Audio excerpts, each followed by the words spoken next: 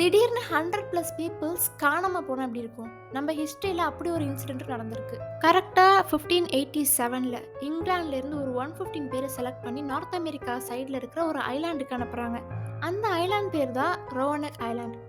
அந்த ஐலேண்ட்ல இருந்த governor John வைட்னுங்கிறவரு supplies இல்லன்னு சொல்லிட்டு இங்கிலாந்து வரைக்கும் சப்ளைஸ் எடுக்கிறதுக்காக போயிருக்காரு. அப்பன்னு பார்த்தா இங்கிலாந்துல வார் நடந்துட்டு இருந்துச்சு. அதனால அவரால திருப்பி வர முடியல. ஒரு 3 வருஷம் கழிச்சு தான் அவர் திருப்பி வந்திருக்காரு.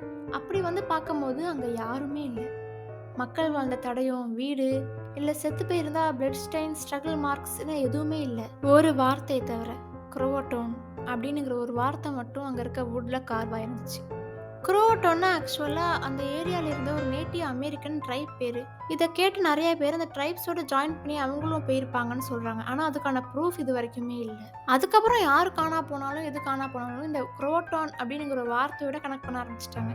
இத பத்தி நெறைய பேரு நெறைய ஜர்னல்ல சொல்லியிருக்காங்க. ஒரு சிம்பிள் ட்ரைப் நேம் தான். ஆனா 400 வருஷம் கழிச்சும் இந்த பேர கேட்டா எல்லாரும் பயப்படுவாங்க. உண்மையா அங்க இருந்தவங்களுக்குலாம் என்ன ஆச்சுங்கிறது இன்னைக்கு வரைக்கும் ஸ்ட்ராங்கா தெரியல. இத மாதிரி சில வார்த்தைகள் சாதாரணமா தான் இருக்கும். இல்ல சில ஊர் பேரா கூட இருக்கலாம்.